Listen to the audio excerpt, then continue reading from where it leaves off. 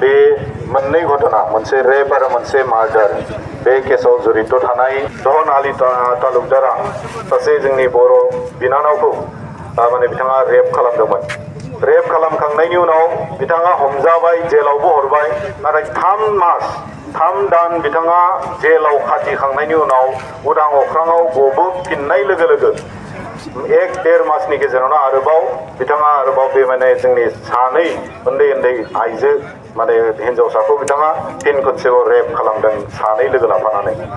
दा अब्ला जोंनि दाबिया बेनो जे बेबायदि जाहाथे हमनानै जेलाव सोना दोननानैल' जाहाथे थाया, आरोबाव 3-4 माह 1 बोसोर 1.5 बोसोर बिनि उनाव गफिननानै जाहाथे एखे बेबायदि खामानियाव आरोबाव बिथांमोना माने जड़ित थाफिननो हाया, बिनि थाखाय बिथांमोनखौ कठोरनिफ्राय कठोर हास्ति होनांगौ। आरो जोंनि लुबैनाया बेनो जे दायी बिथांमोनखौ दहन आली तालुकदार बाहार आली, रहमान आली आरो हिरनमय खाख्लारिखौ माने सिथारनायाव बुथारनायाव लोगो लाफानाय दहन आली तालुकदारजों लोगोसे बिनि बिदा माने शेखबर आली, बिनि बिनानाव माने पारमिना बेगम बिथांमोनखौ फासि होनांगौनि थाखाय जों दाबि दैखांबोबाय थादों। खुलुमबाय बयनिसिमबो आंनि एस बसुमतारी इउटुब चेनेलाव नोंथांमोनखौ गासैखौबो बरायग्रोनाय थाबाय।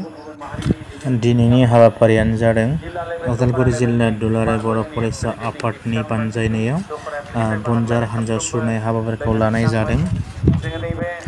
मानोना दाखालिसो जानानै थांनाय हिरनमय खाख्लारिखौ इनायै बुथारनाय आरो दुधनैयाव जिनाहारि खालामनाय जाथायनि सायाव थार बिजिरनाय मोननांगौनि थाखाय दुलाराय बर' फरायसा आफादा बनजार हानजा सुरनाय हाबाफारिखौ लानाय जादों। बिथांमोननि मुं एबा फारिलाइखौ नोंथांमोननि सिगाङाव फोरमायहरनो सानबाय। जिनाहारि खालामग्रा हानजा दहन आली तालुकदार बाहार आली आरो रहमान आलीजों लोगोसे हिरनमय खाख्लारिखौ बुथारग्रा शेखबर आली आरो पारमिना बेगमखौ भारतनि आयेन बायदियै फासिनि साजा होनांगौनि दाबि दैखांदों दुलाराय बर' फरायसा आफादा।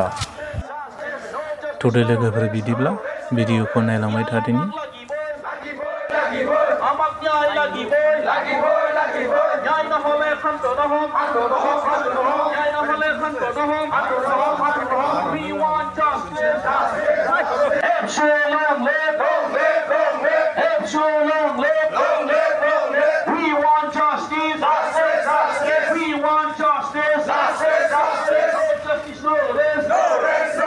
मोननैल' हानजा सुरनो थाखाय खावलायदों रायजो राजा नोंथांमोनखौ।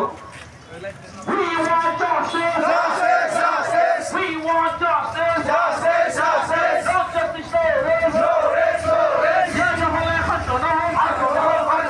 Yay na pala khantonohom! Yay amag lagi boy! Lagi boy! Lagi boy! Yay amag lagi boy! Pagod kahit paso di ba lagi boy! Lagi boy! Lagi boy! Hey, Jui Jolice! Jolice! Jolice! Hey, Jui Jolice! Jolice! Jolice! Yay amag lagi boy! Lagi boy! Lagi boy! Yay amag lagi boy! Lagi boy! Lagi boy! Yay na pala khantonohom! Kari Dahon Aly Talukdar Presiden! Presiden! Presiden! Pagod kari Dahon Aly Talukdar Presiden! Presiden! Presiden! Kari Parmiya Begum Presiden! Presiden! Presiden! Pagod kari Presiden! Presiden! Presiden! Pagod kari Bahar Aly Talukdar Presiden! Presiden! Presiden! Pagod kari Dahon Aly Talukdar Presiden! Presiden! Presiden! We want justice! Justice! Justice! We want justice! Justice! Justice! No justice, no rest! No rest! No rest! No justice, no rest! No rest! No rest! Yay amag lagi boy! Justice! Justice! No justice, no rest! No rest! No rest! Yay amag lagi boy! Lagi boy! Lagi boy! Yay na pala khantonohom!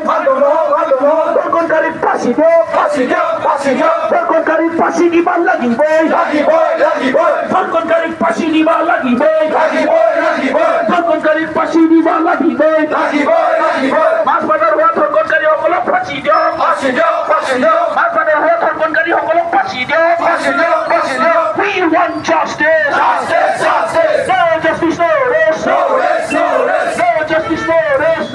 बेबायदि मोनसे हास्ति जाहाथे प्रदान खालामनानै मोनसे example set खालामनानै गालाङो बिनि थाखाय जोङो जोंनि असमनि प्रधान माने chief minister doctor Himanta Biswa शर्मानिसिम प्रशासन बिभागनिसिम जोंनि आयेन आफादनिसिम जोङो दाबि दैखांबोनाय जादों नाथाय जों दिनैसिमहालागै कुनु मोनसे शब्द कुनु मोनसे फंसे बाथ्रा जों आसाम सरकारनिफ्राय होबोनायखौ नुनो मोनाखै थांनाय समाव जों नेबाय इलेक्शननि बोथोरमोन इलेक्शन होननानै एसे माने डिले जादों बिथांमोना इलेक्शनाव बेस्थ बेखौ लानानै जों एसे एक्सकिउजखौ होबोबाय नायबाय बे इलेक्शन जोबखांनानै माबा मोनसे बुंगोन नाथाय दिनै इलेक्शन जोबखांनानैबो दिनैसिमहालागै कुनु मोनसे बे केसखौ लानानै फंसेबो बाथ्रा बुंनायखौ जों नुवाखै किन्तु बिनि गेजेरावनो जों नुबोबाय जे बिथिं आपार आसामाव सोरबा गगৈ सासे माने मार्डार जाबाय बेखौ लानानै डिजिपिआ बेस्थ बेवहाय थांदों खबर लाहैदों नायदों आसामनि मन्थ्रिया थांदों खबर लाहैदों नाथाय जोंनि नैबे माने सासे उन्दै सानै गाहाम उन्दै गथ' हिन्जावसा गथ'खौ रेप खालामबाय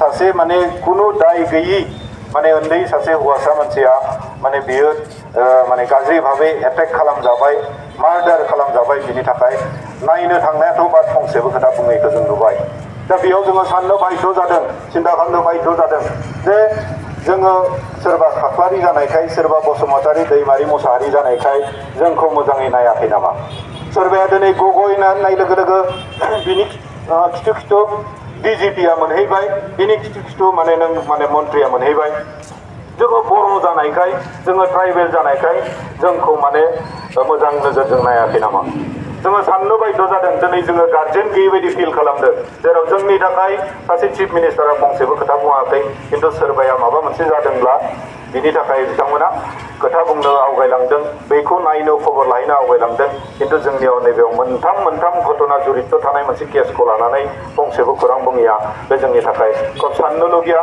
बे बाध्य जादों दा दिनैनि गेजेरजों मेसेजखौ हरदों जाहाथे थाबैनो सरकारा जाहाथे बे केसखौ नायो डक्टर हिमन्त बिश्व शर्माया चिफ मिनिस्टार बिथाङा गाव पार्सनेलि बेखौ हेन्डेल खालामो जों बेखौ दाबि खालामदों आरो बेखौ दाबि खालामनानै जोङो मेम'रेन्डामाव मोनसे थि खालामनाय जादों माने डिपुटि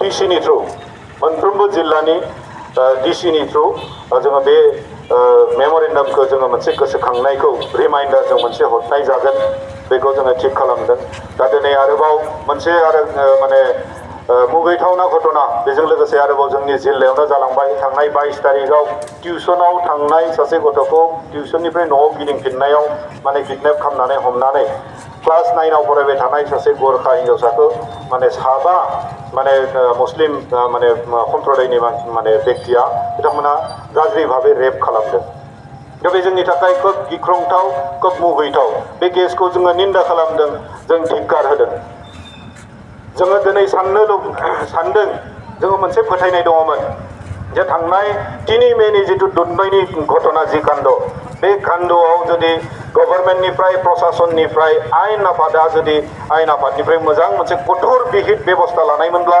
निश्चय नैबे 22 तारिख दाख्लै जानानै थांनाय माजबादनि घटनाया जानाय नङामोन दा नै बै समावनो माहिया माने मेगनजों बिथांमोना नायबाय कुनु सिरियास गैया दा बिनि थाखाय निश्चय बैबायदि दुष्ट खिथिगारिफ्रा दिनै खाबु मोनदों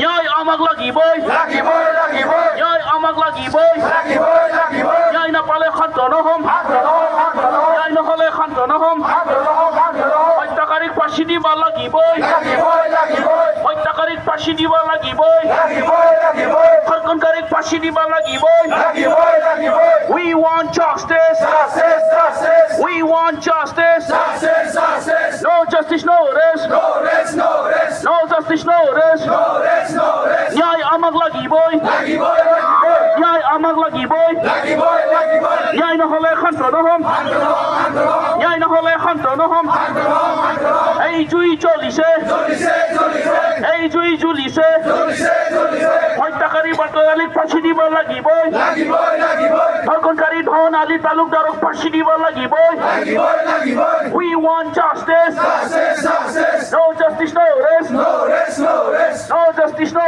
rest Nyai amak lagi boy Nyai amak lagi boy Nyai na hole khantono hom Nyai na hole khantono hom